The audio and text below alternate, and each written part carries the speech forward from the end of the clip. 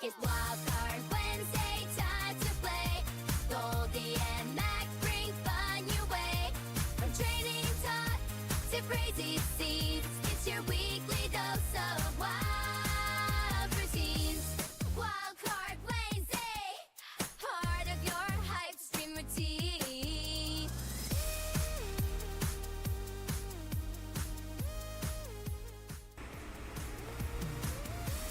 What's up and welcome to a very, very special edition of Wildcard Wednesday. It's Goldy. I'm back in Dallas, Texas. We got Mac in Rochester, New York. We just had an unbelievable weekend. We're going to recap it. We did some great things. Mac, take it away. Why don't you introduce yourself? Get the show kicked off. Thanks, Goldy. Yeah, what's up? It's Mac. I'm back in Rochester. Legs are feeling okay after that race, but we're back. I'm back in Rock. Goldy's back in Big Texas. Now, if you notice, what are we rocking right now? We have some hardware around our necks that we are very proud of. We've been talking about this for a very long time, but last weekend we ran the Buffalo. I ran the half marathon. Mac ran the marathon. I attempted a Guinness World Record, the fastest half marathon in lacrosse equipment. Mac was attempting to qualify for the Boston Marathon, having to run the marathon in 2:55. So, I'm gonna toss it to Mac. What do you want to talk about first? Do you want to talk about how you fared or how I fared? Where do you want to go? What direction? Yeah, this is going to be an awesome stream. Hyped to be here. I think we can start it off. We both had some lofty goals. Goldy going to literally break a freaking world record, and I had a lofty goal of running well under 2 hours and 55 minutes in the Buffalo Marathon. I guess I'll start with mine, and let's do it. So I fell 1 minute and 24 seconds short of qualifying for the Boston Marathon. Now, that was a 12-minute improvement from my first marathon to this marathon. So I did the Marine Corps Marathon. I ran 3 hours and 8 minutes, and I just ran the Buffalo Marathon this weekend. Ran 2 hours, 56 minutes, and 24 seconds. Now, for you runners out there, you know that every second shaved in a race is a really big deal. So to shave 12 minutes off of a race is just a PR is absolutely unbelievable. I mean, you're talking about 30 seconds a mile faster than you did, right? Somewhere in that neighborhood from your PR time? I mean, I basically almost ran 2 miles faster than my first time I did this. And so I just want to start off by saying this. I left everything out on that course. And I think Goldy can attest to this. I saw him maybe 30 seconds after I finished the race. He knew as a competitor I was spent. I gave everything I had out there. I finished completely on empty. That was the best race I could have put out on the day, truly. So I have zero regrets. I didn't flop. I didn't have a bad nutrition. I didn't cramp. I gave everything I had out there. And Goldy, I think, could tell by my lack of being with it here over the last couple minutes. Once I finished, I was completely out of it. I was spent. I was cooked. Dude, I saw you at the finish line, and you were just... There's a look that an athlete has when they leave everything on the line, and you were there and then some. I mean, you were... Yeah. And it was funny because, like, my dog is opening doors over here. You were really, like, trying to, like, be appreciative of everyone around you at the time, but at the same time, you were just like... I gotta sit here. You know what I mean? I know. If anyone's ever finished like a really intense like athletic event and just been absolutely wiped, I'd love to know in the comments kind of how you were feeling after. I was completely out of it, and I had all these family and friends, and Goldy was there. We took a picture. I barely remember even taking a picture with him, and I was just overwhelmed with support, but I just busted my butt for 2 hours and 56 minutes out there, and I was gassed. So I want to talk about this. So I want to talk about basically your race strategy going into it. You know what I mean? sure. Like, what was the strategy? What was your pacing? And how did that compare to, what actually played out? Yeah, no, and hey, everyone, make sure check out. I just posted a TikTok last night. It goes through my entire pacing of the race. It's super cool. It's a Strava replay of it. So I was telling Goldy about this. I wanted to make sure I started fairly conservative. I didn't want to go out and go out blasting, and which was funny because the full marathoners started with the half marathoners at the same time. So Goldy, we had a good number of people getting out pretty hot, didn't we? Yeah, there were. I mean, as any race goes, you have the rabbits, right? The guys, the girls that are just gonna like burn it a little too hot at the beginning. And the hardest part for me is telling myself not to go out with them. I was only I was running the half marathon. You were running the 26, so like, you really gotta like be cognizant of how fast you're going. But there were definitely some burners out there. Yeah, no, that was my favorite part of the race, honestly, was that first couple miles because it was so high energy with so many people getting out hot. But to even just dial in, just my honest strategy, Chad and everyone, it was just to be dialed in on the pace from the start. I didn't want to go out too hot. I also didn't want to go out too slow and have to like make up too much ground. I wanted to go out at the pace. I wanted to pretty much even split it. I'd say I kind of negative split it. I probably positives. I have to go back check my exact splits, but I started off in basically running 6:40, and then I sped up into the low 6:30s. My fastest mile was only a 6:31, so I only sped up about 10 seconds, and I kept my watch just on the lap mode to make sure I was very dialed in on my pace that mile. Right, I wasn't trying to think big picture because there's a lot of time to be stressed out about the marathon. I was focused on just that mile. Now, for those of you that don't know, kind of the jargon, a negative split in the endurance world is running faster than what the goal time is. So, for instance, let's say you run a 25-minute 5K, right? Or let's say a 30-minute 5K. That's about a 10-minute mile.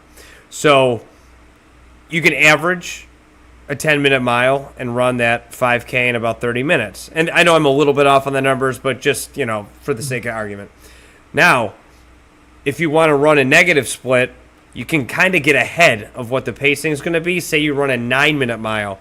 That means you got that minute in the bank to kind of play with. So if you run a 9-minute negative split mile for the first mile, you can still run those 10-minute miles that you planned on. You could slow that pace down after mile 1 and still achieve your goal. So there's strategy to everything that you do.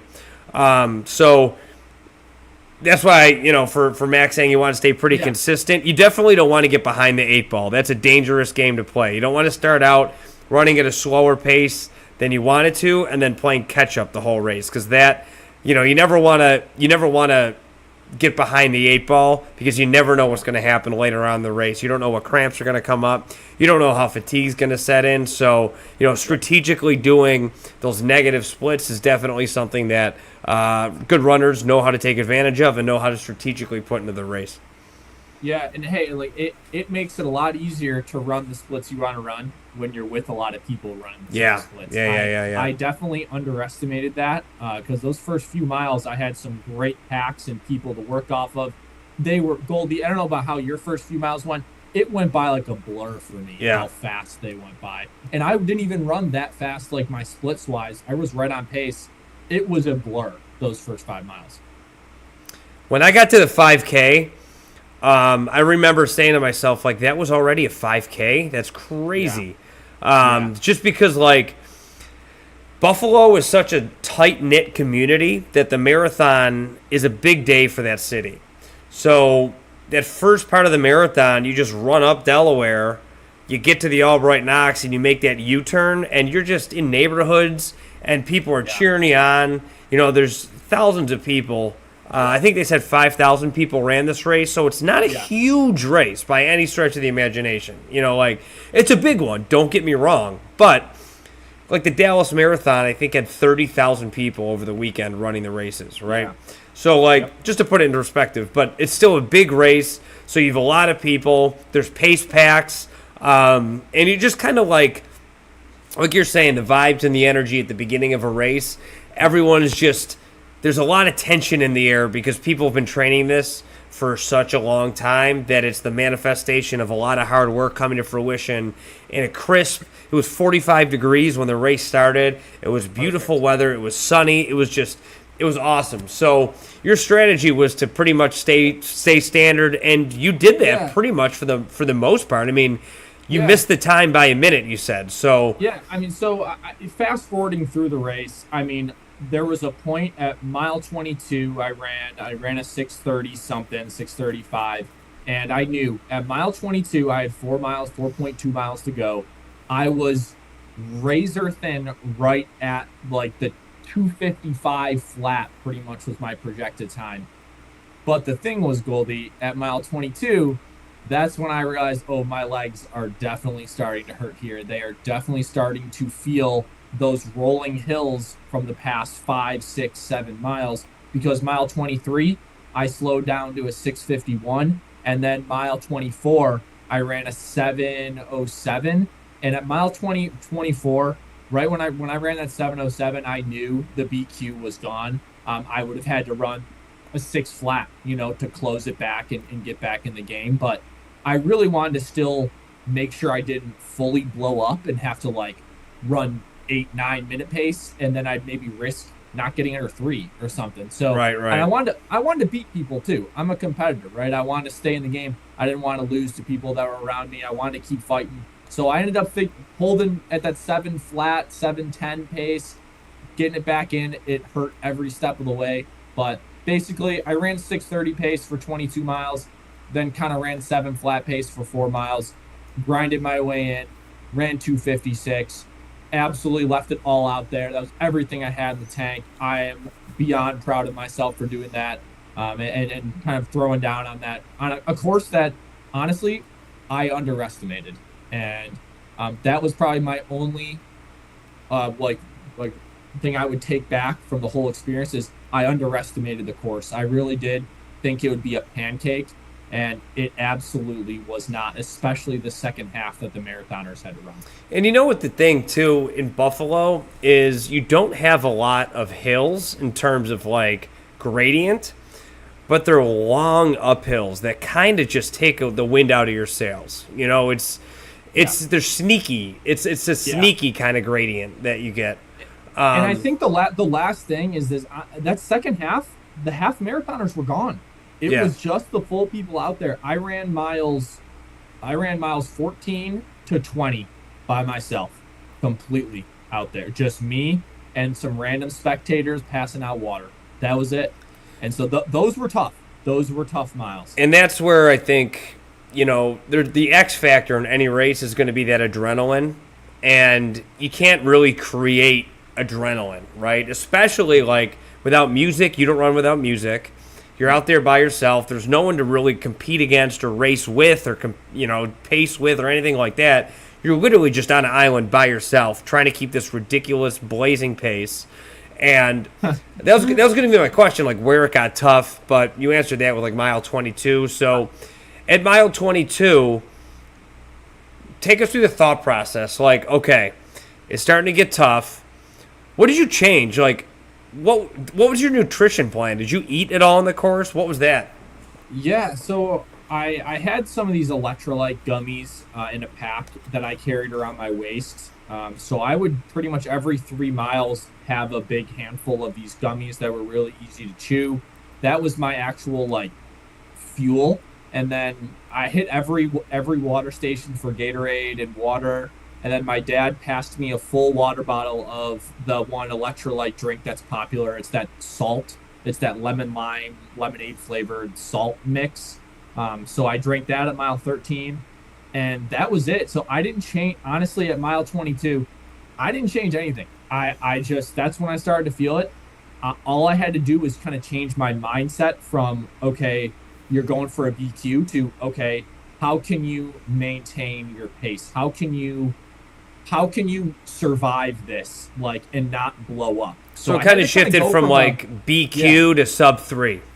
I had to go from that like attack mode to like just maintain survive. I think I was gonna get under 3, but there were guys around me I wanted to beat. And so I needed to get into that competitor mode of, okay, hold your form, focus on that next thing in front of you, focus on that next little goal right on the course, get to that turn, okay, there's Delaware Ave, right? So breaking it up into goals, and Yeah. you just got to change mentally kind of your mindset right there, right? Yeah. I mean, I don't know about you, but like anytime that I'm doing anything challenging endurance wise, like, you know, distance, I come up with like wacky fractions in my head. You know, like I'll just be like, all right, I'm 18/24 of the way there. Okay, so that's, you know what, divide that by 6. So that's 3/4. Okay, I'm 3/4 of the way there. 75%. I have a rule in my head. I never give up when I get to 75%. Oh, now I'm at 80%. Okay, well that 5% went by really quick. So now, I'm at 82%. You know, like just That's these golden mind math games. right there. You just Golden go to these math. mind games. I picked numbers that I knew would work out because I'm not smart. But Goldy, I did want to just give a quick shot, and everyone in the stream, at mile 10 was my favorite part of the race, all right? And we basically run out in this little marina to go out to this famous lighthouse in Buffalo. You go out around it, and so you're going out on one side of the road, and then you're coming back on the other side of the road. So basically, you can see the people that are coming back from the lighthouse, right, when you're going out. So me, I was running the 6:30 pace. Goldy was running around 7-minute pace. I saw Goldy perfectly right about halfway through that stretch. yeah, I remember that. He could not have gotten more hype for me. No, it was, everyone was in their zones, and there's Goldy. He weaves out kind of to the center of the road and yells a profanity as loud as he can, has his lacrosse stick in the air, and just like absolutely gets hype. I bet everyone in the pack I was running with was like, who the heck is Mac? And like, he's probably got some energy now because this guy, lacrosse gear just got hyped for him. I was really excited to see you because I think that was like mile 10. it was probably Mile the 11. second time I saw you, right? Yeah, it's the second time. Yeah. Yeah. And I had a great pack roll in there. That was probably my favorite part of the race. We were in the coolest spot of the race. I felt good.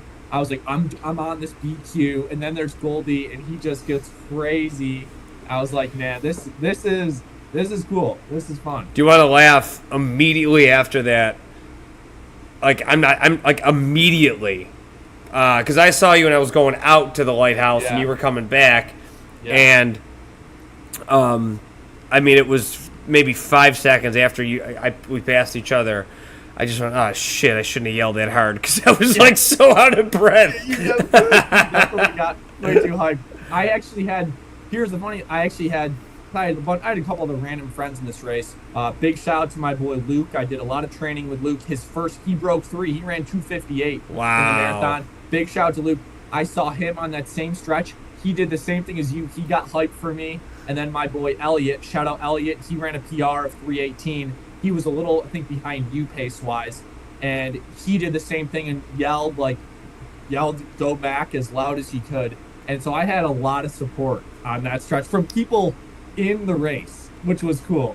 This is cool about the community, man. Like, obviously, we're all shooting for our own personal goals and we're all doing our own thing, but at the same time, like, Yeah. as big as these races are and as many people run that they do, like, aside from you, I don't have many friends that, like, do this stuff regularly. You know what I mean? So, like, to see, in the moment, us doing it is just, it's a genuine feeling of excitement and like it's a spike of adrenaline that gets me excited, gets me like, so what I'm hearing is you just don't have many friends, Goldy. well, yeah, I kind of cut that short, but yeah, I don't have any friends in general. So Well, hey, I mean, I think we went through a lot of my race. I mean, like, to kind of sum it up before we jump over to you, yeah, I gave everything I had out there. If anyone wants to check it out on my YouTube channel, I just dropped a recap video that kind of fully goes through my race, and it has some cool clips of Goldy in there that are funny. But definitely go check that out. I give myself an A+. I ran that race as hard as I could. I know for a fact my next marathon, I will wreck that BQ for sure. So, now, on the heels of that, I just want to let all of you know out there, I'm sure you have questions about Mac's next race, and I will tell you that there are answers, but they will be coming at a later date, okay? I know you want to know what he's up to next. hold your horses. Let us take a breather here, okay? These things are not only expensive, but you have to strategically pick something where you know you don't have a lot going on, where you're going to be able to commit to all the time that you have to train. The time of year plays into it as well. There's a lot that goes into it. So leave him alone. He's got something coming. Just relax, all right? Goldy, how dare we just not do marathons every single weekend? Yeah. What is wrong with us? Let's just dive into it next weekend. Let's go. Let's see what's up. I'll come to Dallas. I'll fly out this weekend. So the last question I do have for you, though, I know you said you wanted to move on, but yeah, that's okay. I think so. You know, I'll preface my question with a little anecdote of my own. So, you know, I'm not a gifted special athlete, you know, like Mac or, you know, a lot of these really high level endurance runners that you see. You know, like he didn't. You know, he missed the Boston qualifying time by a minute. That is just, he ran so ridiculously fast. I don't think you understand how hard that is to do. Like a sub 3 hour marathon is surreal. So, you know, I'm not athletically gifted like that. What I do have is I have a lot of grit, and I have that mentality that's just like I'll die out here, right? So that's why I started doing these like Guinness record things, because it's my way of doing something that's pretty crazy that does take a lot of skill and effort and dedication, but I don't think it's something that a lot of people can do or would do. So I just want you to understand from a perspective, from my perspective and from Mac's perspective, these things are never guaranteed. You know, putting yourself out there and the hours and hours and hours and hours of training, the lonely, cold mornings, you know, especially you, Mac, training in Rochester, running in the snow, the ice, the wind, the cold, the rain, the sleet, the snow. Really putting yourself out there and making yourself vulnerable, it's not something that a lot of people, I think, would do. And the reason we do it is to inspire others. And you know, not achieving what you set out to do can be a pretty humbling experience. And the reason I say that is because, you know, I did achieve a world record at the Dallas Marathon 2 years ago. I hit the longest or the fastest marathon in full football equipment, helmet, shoulder pads, everything. I averaged an 8-minute pace in that for 26 miles and broke the record. I ran a 3:29.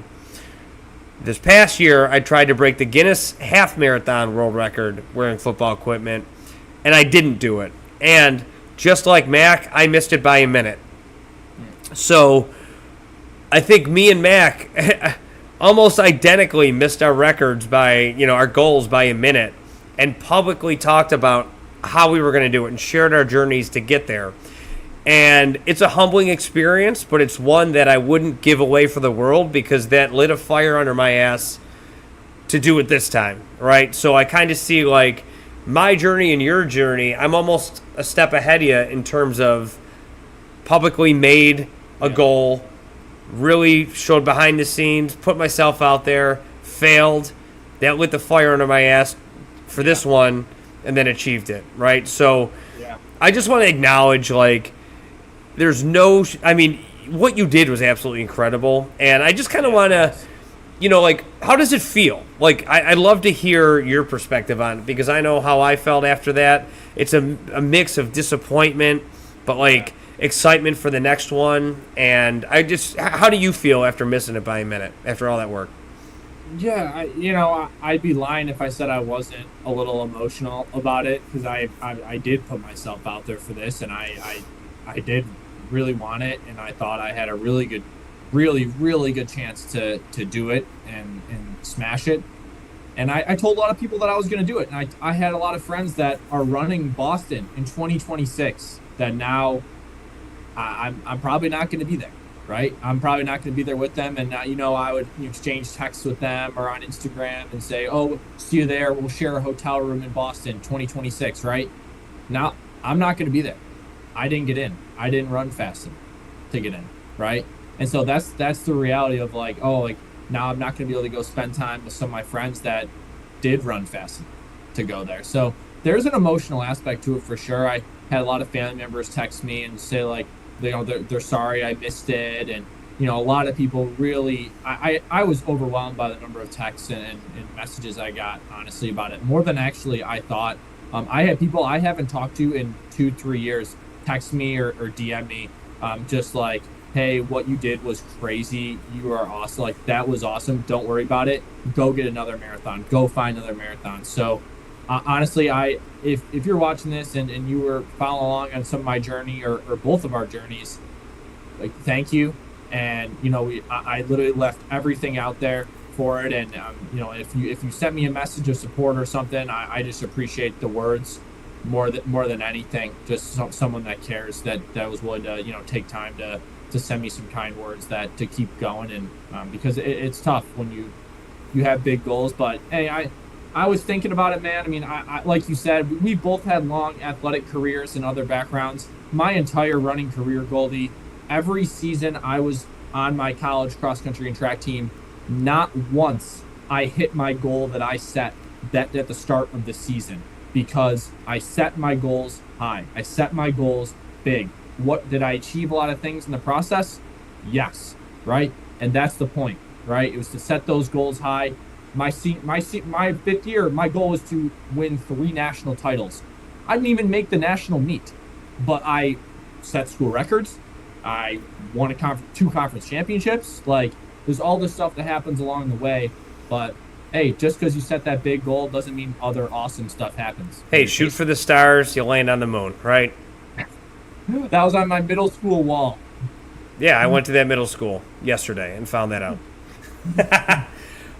But yeah, that's I just want to acknowledge, like, what we do with this kind of stuff that's crazy. Like, it's really a vulnerable feeling to put yourself out there and then not achieve it. And I know this helped me, and obviously you just said it helped you. Like, for all the hours that we spend training and taking videos and editing videos and posting about it and talking about it and all that kind of stuff, just one person slide into those DMs saying, hey, I'm proud of you for what you accomplished. Man, I couldn't even get close to running a mile in what you did. That means a lot to us. So, just a moment of being real here. Just a moment of being real. Seriously. Yeah. No, seriously, I had so much of that. So I'm grateful that I feel like I maybe touched a few people during this process to maybe get them going, or just go for one run, right? Like, it's worth it then. Yeah. For sure, man. For sure. Yeah, let's go to you, buddy. Let's hear about the attempt. I mean, I was firsthand witness. I was with Goldy on the starting line, guys. He was locked and loaded. Goldy, I mean, I saw you at mile 3. I saw you at mile 10. I have to tell you, and then you can get into your. I knew you were ahead of pace. I knew you were going to do it at like mile 3 when I saw you turn around, because I was running 6:40 pace, and you were not that far behind me. And then you were not that far behind me at mile 9:10 down by the marina. I was like, okay, this guy has definitely got it in the bag. Yeah, it was. You know what? I didn't have as much of a solid plan as you did, because I'm not going to say it was easier what I did, but you were doing something that you had never done before, right? You have never carried your body for 26 miles at that pace, right? Great way to put it. Yeah, I agree. The record I had to break was 1 hour and 44 minutes for the half marathon. That's not that. I mean, it's pretty fast for the average person running a marathon. Like, real quick, you know what I'm going to do? I'm going to do this. What's the average half marathon time? We'll see what that is. So, here we go. So, the average half marathon finishing time for an athlete running a half marathon across all ages and genders is 1 hour, 50 minutes, and 15 seconds. So, the record for lacrosse equipment was 1 hour and 44 minutes. So, again, you're already running an above average marathon pace, but I can run in 1 hour and 44 half marathon really quickly. I mean, pretty easily. So, the X factor obviously was going to be the lacrosse equipment, and to be honest with you, I did not train in lacrosse equipment one time before this race. Bold strategy. I know, but Except for our run before the day before. Yes, I lied. I ran in, and not even the full equipment. I just wore the gloves, the stick, and the helmet. But I didn't know what it felt like to run in the lacrosse gear. I mean, the shoulder pads are very light, unlike football equipment. The helmet was really light, unlike football equipment. And the gloves, I mean, they're gloves, right? The hardest part was the stick. Carrying that damn stick for 13 miles, that was the challenge. So in my head, I was like, you know what? I'm just going to take off. I'm not going to look at my watch for the first mile. I'm just going to go at a pace that feels really good, because I know as a runner, you know what, generally speaking, what different paces feel like, right? Yeah. So going into it, I guess my strategy was listen to my body, but run fast enough so the guy who has the record currently won't be tempted to try it again. Like, I wanted to destroy him. You know what I mean? Like, I didn't want to run like a 142, and then he goes, okay, well, I guess I'll do it again. I'll do a 141 or 140. So I took off, and I didn't want to look at my watch. And the first mile went by, and it was like a 6:40 or something like that. Yeah, you were out. I was cooking the first mile. And then I was like, so then I approached the 1 hour, 30-minute pacers, the pace group. So if you've never run a marathon before, there are pacers. And what they do is they carry a stick that says when they're going to finish the marathon, and they just run that pace. So I had the 3-hour marathon, 1 hour, 30-minute pacer. So I didn't start with that guy. I caught up to him, meaning that if I stayed with that guy the rest of the race, I would have run a sub 130, because I did not start with him. I caught him, so I ran faster than that pace to get to him. So I kind of on the fly just went, all right, I caught this guy. I'm not going to pass him. I'm just going to chill with this squad for as long as I possibly can. So I catch up around like mile, probably 1.5, 2 miles. I catch up to these guys. And this friggin' Jamoke next to me starts talking to me. Like, he's just like carrying on a conversation with me. And I'm like, you got to stop talking to me. Like, I hate talking to people in a race. Like, I'm dialed in. You know what I mean? Like, and I think the problem was I obviously the helmet on, and I had headphones in. You know, like they just were over the ear independent ones, but I don't think the guy noticed. Like, he couldn't have noticed. You couldn't see him. So the dude's just like talking to me, and I'm like, I don't want to talk to you. Like, we're racing. Like, I'm obviously like doing something difficult here. I don't want to talk to you. So I just kind of like peeled back a little bit to let them go ahead of me. So I'm like, I'll keep the 130s at like arm's length distance. You know what I mean? Keep them in sight. Yeah, I'll keep them in sight because I don't feel like talking to people. These guys obviously want to talk to me. So I was feeling really good. And maybe around mile like 7, I started to get like cramps in my traps because I was running. Like, when you're holding the stick, it's hard to like relax your shoulders. You know what I mean? Like, when you're running, you're not holding anything, obviously.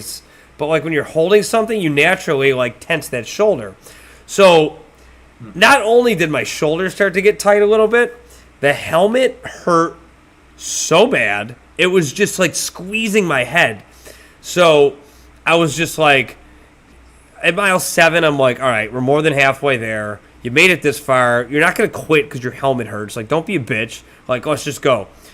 And the problem that I ran into that I thought about but didn't think it'd be a big deal was the water situation, because a lacrosse mask or a lacrosse helmet has a full face mask. So it's 45. I was wondering what you were going to do with that. Once we went by, because hey, am I the only one? The cups, the volunteers did a horrible job filling the cups with enough water. It was like a quarter of the way up. There were some cups I grabbed with not even a quarter of water or Gatorade in it. Yeah. I'm just saying, Buffalo Marathon, great job, Heifer, great job. But your volunteers, they need to work on practicing how to fill cups up with fluid. So what I would do at every water station is I would grab a cup at the beginning of the water station and then a cup at the end. So I grabbed 2 because I couldn't grab 2 at the same time because I had the lacrosse stick in my hand. So I'd grab it and then just throw it at me and hope some went in my mouth. And obviously that's not a very efficient way to drink, and it did not work out very well. So I wound up just wearing most of it. So now I'm just like freezing my ass off because it's 45 degrees out and I'm just a wet shirt. You know what I mean? So that was a twist that I didn't really think about, because usually you don't care if your shirt's wet, but it was like cold. So I'm cold. This sucks. So that was like an unexpected moment of the race, but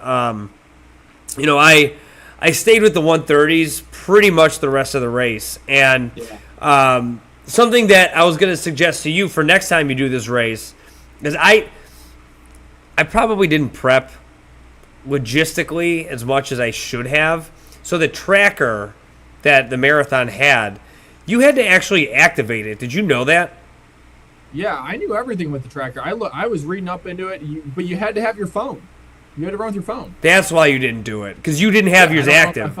Got it. I knew I downloaded the app because I just wanted to like test it out, and I activated my phone. I set it up, but I'm like, oh, I'm deleting this. I'm not running my phone. So yeah. Because you had the red X, so I couldn't follow you, so I had no idea where you were. So I was standing at the finish line waiting for you, just waiting for you to turn that corner, and I had no idea if you were coming or not. But anyway, so I had that activated on my phone, and it actually was pretty cool, because if I didn't have that activated and I didn't have a headphone in, I wouldn't have broken 130. For reference, I ran a 1:29:57. And the reason I say that is because in the app, every mile it tells you the official mile that you ran, but it also tells you where you'll finish time-wise. Really? Yeah. It said that? It was really helpful. So in theory, I could have had that, and it would have given me my projected marathon finish. Every mile it told me my projected finish. Yeah. Wow. That's crazy. I almost wish I did it, but I just don't want the weight of my phone. I wish it let you do that with like your I don't know, maybe something else, your bib, like your chip in your well, when I got to 13 miles with a tenth of a mile to go, it said you're on pace for a 1 hour 30 second 3 second, or 1 hour 30 minute and 3 seconds. So then I just put my head down and sprinted that last tenth of a mile to get on the other side of 130. So without that app, I probably wouldn't have put my head down and sprint. I probably would have just been high-fiving people and like taking my time, you know? No, that's cool. I didn't know it was doing that. And so it would literally give you like an audio notification. Yep, it said it in your ear.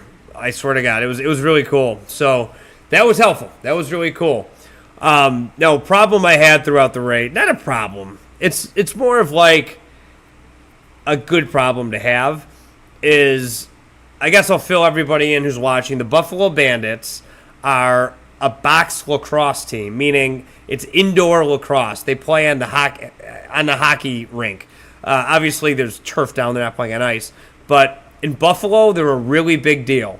And they were in the last game of the finals Saturday night, 12 hours before the race started. And they won. They won their third championship in a row. They three-peated, which is just an unbelievable feat. So not only are the Bandits really big in Buffalo, but they were literally fresh off a championship. So everybody was all fired up about the Bandits, and that's the gear that I ran in. I ran in a Bandits uniform. So many people were putting their hands out to give me high fives, like, go Bandits, go Bandits, go Bandits. It was like I had to ignore them, and I felt bad. You know what I mean? Because they were supporting me, they were excited. But, like, running is all about rhythm and constantly being taken. Like, Mac, just a second ago, you mentioned in passing, I didn't want to wear my phone because it's too heavy. And some people would listen to that who don't run and go, what, are you kidding me? It's ounces. But that makes a difference. Like, being in your rhythm and you notice every little nuance to everything that you do, it does make a big difference. So, yeah, for the first couple miles, I'd, like, acknowledge them. But, like, I would just kind of do this with the stick on my run. Like, as I swing and go, you know, so, like, they would see me acknowledge them. But, like, it was wild to, like, see so many people excited about it. But that was really, like, there really weren't any like crazy unexpected moments. Once I saw you at mile 10, I knew I had the record in the bag. I did want to ask you quickly, just because you're one of the only half marathon people that I honestly knew in the race. How was like the actual lead up to the finish for you? Because my finish, if everyone doesn't know, the Buffalo Marathon finish is different than the half marathon. It's a different lead up to the route. I came down Delaware Ave, people on both sides. Party was out. I ran around right in front of City Hall. And then I had to make a couple really sharp, weird left turns and kind of just quick 90-degree turn left and just kind of do like a 50-yard sprint, 100-yard sprint probably, into the finish. Goldy's half marathon finish was a little more of a build-up, if I'm not wrong, right? You're coming up out of the marina. You kind of have some like little dark, like silent areas going under an underpass. And then you just kind of shoot up and like take me through the last, like, I know you said you kicked it in to finish 129, but take me through like the competing part of those last like half mile. Like, were you hunting people? Was it a smooth half mile to kind of go in? So the 130 Pacers, that was the group that was like ahead of me. And I kind of like, they were probably like 100 yards ahead of me maybe. So I was kind of by myself. I didn't finish with anybody. Like, there was no one to hunt, and no one was hunting me. Like, I was completely by myself. I got 7th in my age group, which is pretty crazy. 7 out of speed though. I saw that finish on your social media. You had some speed. If anyone didn't see it, he definitely finished faster than me. I was flying. And Goldy, I'm a pretty fast guy, but Goldy had some pace. I was cooking. It was pure adrenaline. You know what was funny too was the last part. So you get out of the marina, and then you head down to the First Niagara Center where the Bandits had just won the championship. So that was a pretty cool moment to run by the arena wearing the uniform, knowing the Bandits had just won the championship. That was pretty cool. And then you keep going down, you make a left, and you kind of loop around like where the Buffalo News was. I mean, you did all this. But then when you make the right and you go into the underpasses, that final stretch is a pretty long stretch to finish. And as you're getting closer and closer to it, there's a buildup of people, just naturally because it's the finish line. And when I knew I was within sprinting distance, especially when I got that notification in my ear that said, you're on pace for 1 hour, 30 minute, 30 second, or 3 second, whatever the hell it said. I'm just like, let's sprint, let's go. And I take off and my right calf cramped and I almost bit it. I almost just completely fell. That would have been, oh my God. I don't know how I didn't. But I didn't, thank God, because that would have been just the most embarrassing way to possibly finish. Dude, the cutoff when they sent the full marathoners one way and the half marathoners the other way was just like one of the weirdest little, like, I'm just running and it was just one guy working one spot going full marathon that way. No, it was just one guy. I was like, wait, like, this is like, it seems like it should be something else. And honestly, it happened so quick. I don't even like remember who split off where. I was so in the zone. I'm turning right. And I just was like, oh crap, wait, now there's a lot less people with me right now. I remember that split because I'm just like, okay, this is it. Because I remember talking about it on the stream last week. So that I'm happy that we did that course preview because you should have went right. You should have went right and followed me out to Delaware Park, huh? Dude, I almost did because by accident I had to like jut over. But I do want to give a huge shout out. I know she's not watching, but do you remember Mackenzie? I forgot her last name, and I should know this. Yeah, Mackenzie. It was Mackenzie Donahue. It's Mackenzie Lowe now, probably. Yes. Do you remember her? Shout out Fleet Feet. She's the one who got that video of me crossing the finish line.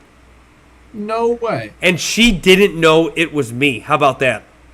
You're kidding me. Swear to God.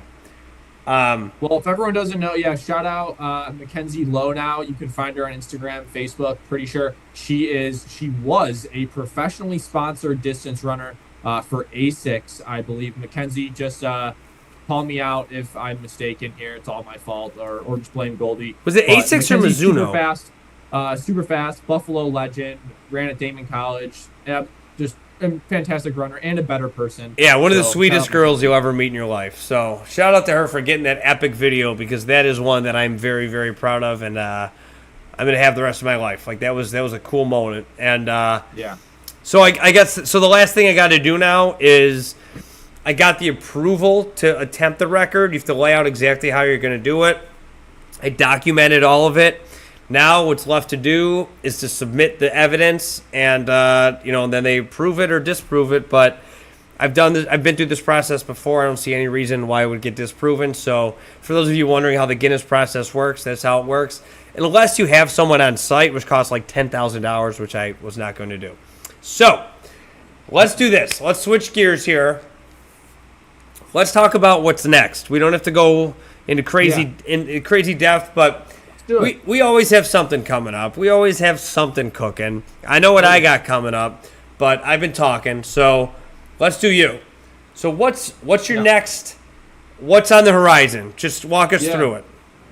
No, for sure. So I'm not just gonna stop running, So what's next? Set in stone is on June 6th, and that is the Charlie McMullen Mile at St. John Fisher, right here in Rochester. It is a mile tradition. It's a series of mile races on the track at the best track in NCAA Division III, my alma mater, where I have a lot of the school records, but it's also 6 minutes away from my apartment in Rochester. And it's an event that all the money goes to the Charlie McMullen Foundation, which he was a great runner in the 70s in Rochester that passed away from cancer. And now they just do a bunch of different races throughout the night. Leading up to 9 p.m. under the lights, Goldy, is the elite section of the men's 1 mile. Under the lights? That's sweet. That's sweet.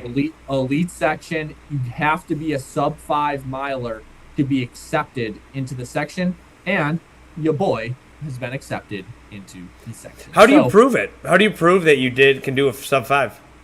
Well, honestly, they just let me in because I've run under 4:20 in the mile several times back when I was in college, and I just ran this marathon, and I know the meet director dude because I've helped pace this race a couple times. So I'm in shape. I think I'm in shape to run sub-5. So he just let me in because he's a good guy, and I don't think it's that serious. But basically, I'm trying to break 5 in the mile, and I'm going to try to go as low as I can under 5 minutes in the mile, which is on a track that's about 74 seconds per lap on the track. So a minute 14 per lap if you ever run on the track. So comes out, you'll run under 5 minutes is that big threshold that you want to be under to kind of really run a pretty good mile. Right? Do you know what the miles per hour that is? Oof. I think it is 13.1, I think, or like maybe 12.9. It's right around there. Think about that. I've run on the treadmill so many times. Put on the treadmill at 13 miles an hour and do it for 5 minutes. Yeah. It's something around there. My personal best in the mile is 4:16 in the mile from way back in the day. But I am not that Mac anymore. And now we're just trying to break 5. And I'm going to try to compete. And that's what this is the kind of stuff with running I'm good at. Shorter bursts, like 5 to 20 minutes, kind of more intense, high heart rate, really like competitive. You're close to everybody, tight finishes. Like that's what my specialty. And I love being on the track. I'm the best on the track. I feel most comfortable. And Goldy, you should try it sometime. It's fun competing with someone on the track, man, and like really racing shoulder to shoulder. It's fun. That's sweet. I'm gonna see if there's any 1 mile races in Dallas because that does sound like a lot of fun. So that's what June 6th. We're running a mile. I got some other cool stuff coming, so stay tuned for that. We'll debut those on another stream, but I'm hyped. June 6th. I'm running a mile under the lights. Charlie McMullen Mile, baby. Let's go. So he's got some other stuff planned, but we can't spill all the beans on this stream. We got to keep you coming back for more. Wait, who is it? What's his name? It's just called the Charlie McMullen Mile. Oh, okay. Cool. Okay. All right. Well, on my end, June 28th. This is tentative. And tentative, not meaning it's not going to happen or not, but I have some pretty big life events coming up, so we'll see. But 99.9% sure, June 28th, I'm going to be doing what's called the Mick Marathon. So I'm going to wear a hamburger costume, and I'm going to run from North Dallas all the way down. I'm going to run a marathon to the Ronald McDonald House of Dallas. I'm working with McDonald's corporate and putting this together. I'm going to go from McDonald's to McDonald's all the way. It's going to be live. We're going to have a lot of fun doing it, and we're going to come up with some really creative ways to engage and put me through hell. I'll be eating at every one of the McDonald's, and it's going to be up to you how much I eat by how much you donate between the McDonald's. So we're piecing that together. It's going to be a lot of fun. I have a half Ironman in July 12th. I'm coming back to New York. I'm going back to Geneva, New York, the Finger Lakes. That's my half Ironman. Not too far from Rochester. Basically, is the Rochester area. I'll almost. probably be there to support for sure. Let's go. And then, other than that, I have a lot of fitness challenges I'm going to be doing over the summer, and beyond. You know, I'm going to start to get a little bit more. I mean, this has been circled on my calendar for a while. This whole break the world record thing and lacrosse equipment. So now I can dig into a lot of the side projects I want to do, but. What I want to do is, and maybe Mac, you know, we're talking about this live on the fly, uncharted territory here, but maybe we have viewers give us challenges and we try them independent of each other, and then we talk about them on the show. You know, I think that could be fun. Yeah, no, I completely agree. I think we definitely have some potential for that, of like, as our kind of collaboration develops, right? Of like, maybe it's a once a month thing where there's a fitness challenge that gets voted on, and it could be most pull-ups in a month. Maybe it's me and you competing or something. It's like whoever logs more pull-ups in a month, Goldy or Mac, like something like I would love to do something like that. Like, if we report back and it's a battle down to the end, and like, can I beat Goldy and just logging more something? You know, it'd be fun if we didn't even know, if we had a third party that we told our daily tallies to, so that person knew, but neither of us knew. That'd be fun. See, this is why Goldy and I are good for each other. Our brains just work similar. Like, we both just kind of can just be so creative with all these random different one little idea, and it just a spider web of different things Goldy and I can think of. Yeah, I mean, I'm really looking forward to the summer because you know, so much buildup goes into these races. You know, like my half Ironman, just like Mac's, you know, marathon. I'll be out there for 4 or 5 hours just grinding, you know. Once you get through a training cycle, it's just like a weight is lifted off you. You get so much more free time, and not even more free time, but more just like freedom to do whatever you want, you know. Like, I hit the driving range to work on my golf swing twice this week already. Yeah. I haven't done that in 5 weeks before this marathon. Yep. Yeah. So it's stuff like that, you know. It's just exciting to think about the future, and we got a lot more content coming your way. It's going to be a lot of fun. So I guess, I mean, we're coming up on an hour, man. I mean, what do you think? Want to wrap it up? Yeah, let me peek at what you had just on what we were planning here real quick, just making sure. I think we pretty much got to everything. If I had any other little notes from it. How about this? I wanted to quickly say, anyone on here? So Goldy, did you know? Do you know who finished right behind me in the race? One spot. This guy, you know the supplement brand BPN, that Bear Performance Nutrition, right? Nathan French. Yeah, Nathan French finished one spot behind me. Dude, he has 400,000 Instagram followers. He's famous on TikTok, famous on YouTube. He runs with Nick Bear all the time. I'm a big fan of like Nick Bear's like brand and all like the training he does. So mad respect to him. But I had no idea he was even in the race, and I beat him by 30 seconds. This dude's a professional athlete. I mean, this dude is a full-time athlete. Now, I don't want to brag, but I did see that. Oh, you did? So I DM'd him, Really? and he said he saw me, and what I did was pretty badass. Really? Not going to lie, that was pretty sweet. That was pretty sweet. No, dude, that is hilarious. So once I saw he was in the race, I saw his Instagram post because I was like, wait, oh my God. And then I saw where he finished, right? So I commented on his Instagram post and said, yo, like, amazing job. You crushed it. I finished one spot ahead of you. Awesome job. Like, LOL. And all he replied to me, he just said, he's like, you dog, LOL. That's Good awesome. job. And I was just like, yeah, dude, like, what are you gonna say if I was the guy that beat you like by that one spot? Like, we're both athletes. It's like, dang, like you damn dog, bro. Like, well, this is the really interesting part about, like, this is what got me into the whole avenue of like hybrid athletes. Is someone like Nathan French is the prime example for this, because I like going to the gym, I like lifting, I compete in high rocks, and that's where I came across him, was high rocks. Yeah.